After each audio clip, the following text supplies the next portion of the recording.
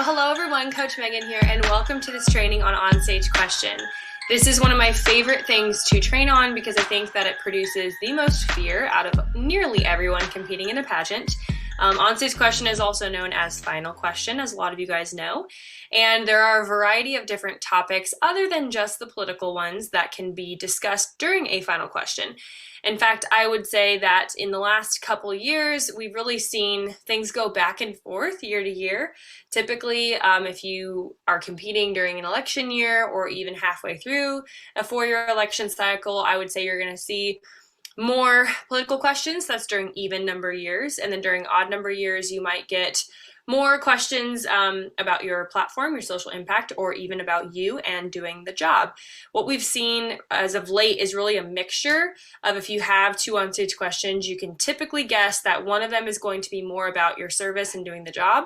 And then the other one will be more about an issue related to if you were a political figure and you had to actually answer that question. So we're going to go over some of that today, and I'm going to train you guys how to remain in control of your final question through a couple really simple steps that I've utilized and that we teach all of our clients. So let's kind of jump in.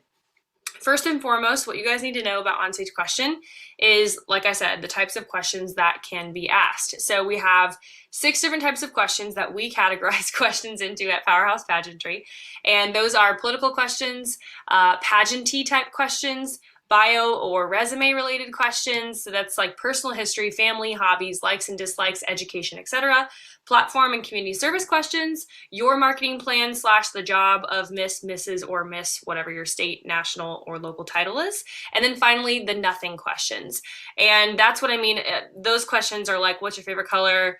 If you were a sign, what would it say? You know, those types of things that really you might find extremely hard to tie into something meaningful. Every single question that you get asked in terms of final question is going to be about one of those 6 things. And I think that categorizing that really helps you to first feel like you can be on your front foot rather than just kind of needing to prepare for absolutely everything and not knowing what in the world you're going to get asked. So that's why I bring this up first of all, because I like to train from a mindset perspective first, right? Because if your amygdala, your fight or flight or fright is going just crazy, haywire, your anxiety is level 10, the first thing that it does is it shuts down your visualization. And that's number 2. After the first kinds of questions, number 2 is your visualization. That is what helps you to control your onstage question. If you were sitting at coffee and you were with your best friend and they said, oh my gosh, like, so how was your day today? Right? Or, oh my gosh, so tell me about this guy that you went on a date with. Or, oh my gosh, tell me about how the pageant went. You wouldn't all of a sudden be struck with nerves, your body shuts down, and you're hyperventilating. Why? Because you're sitting there with a friend, and your body, your amygdala, your neurological system, and your nervous system are telling you, we're fine, we're all right? And so why mindset is so important and visualization are so important is they work hand in hand. You can't have a proper mindset if you're not visualizing, and you can't visualize if your mindset is not in the right place, because your visualization totally shuts down, which means number 3, that your imagination will not be working, and number 4, your mental recall will be 100% shut down in the moment. And that's what happens of when your mental recall has been totally shut down. That's where you see people going back to just the intellectual recall of what they have, because they can only operate from head and not from heart. An onstage question, and we're seeing this even as more and more and more of a trend, is yes, certainly we need someone to be intellectual. We need them to understand, specifically for political questions, right? We need to have a semblance of what's going on. You have to be in the know. We're not politicians, but we get treated like them sometimes, you know, in a pageant. But on top of that, you have to be a real person, and you have to show really like the most passion at the end of the day. And if I'm just speaking from my head and I'm not speaking from my heart region, then how in the world do you think I'm going to speak with passion if I'm just giving you intellect? Okay, so we want our mental recall, we want our imagination, and we want our visualization to work. I call them the power triplets. It's so important, because then you're able to actually get down into your gut, into your emotion, and speak from your heart combined with your head and provide a really intellectual answer that will give me enough knowledge so that I know as an audience member, I know as a judge that I can trust you with information. You are an intelligent person, but you also make me feel something. And when you're just speaking from your head region and not your heart region, you will not have the capacity capacity to make me feel anything. Maybe there's a 2% chance if I really connect with the facts that you're telling me because you're talking about the environment and I happen to be a judge that's an environmental engineer, then yes, maybe so. But if that's not the case, facts tell and stories sell, right? If you're speaking from your head region, you're going to consistently be speaking from a factual place, and there's going to be nothing that actually creates imagination inside of me as a judge that causes me to feel connected to you, and more than that, emotionally connected to you. Okay. So I know this is a really much shorter podcast, but I wanted to give you guys some big high level bullet points because I see girls doing this wrong every single day, and it is catastrophic. And honestly, where you get the secondhand embarrassment of just where you see people speaking for way too long, and I get asked questions all the time. How do I stay in control? How do I land the plane? How do I stop talking? How do I start talking?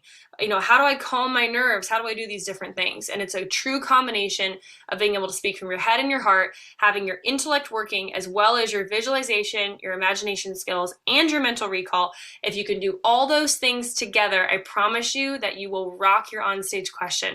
And I have a couple resources that I can help you guys do that are in the show notes. First and foremost is our wonderful Pageants and Politics. It is a monthly subscription. It's super easy to join. You can cancel anytime, and every single month we have a timed mock interview that goes out with tons of questions. I'm talking dozens of questions that are pertinent to exactly what's going on at the local, state, and national level. We compile all of these headlines. We spend dozens of hours every single month with our team making sure that we can give you the news from a bipartisan standpoint. We'll tell you what more liberals, moderates, and conservatives are thinking about these issues, and specifically why we feel like you need to know what these issues are from a pageant standpoint, and what we believe that the judges would ask about these topics. You'll get 3 to 5 questions for every single topic, and literally dozens of topics every single month.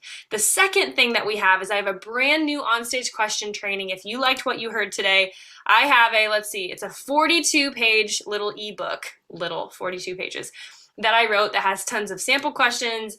It has bonus questions. It lays out the 6 types of questions like we talked about today, and it lays out the 4 kinds of contestants that compete for onstage question that come in with different mindsets, that come in with different sets of skills, different expertise, and I walk you through exactly how you can figure out which archetype, which avatar that you fit inside, and how you should plan your plan of attack for your pageant prep this year, fitting into that archetype. I also give you a ton of other sample questions like I talked about, and the 5 mental frameworks to answer any onstage question, which is our most requested training from any of our clients, is inside of this onstage question. There's 3 major sections. You work through it like an ebook, and it's like you get to be coached by me just without actually being one-on-one. So you can work on this in your own time.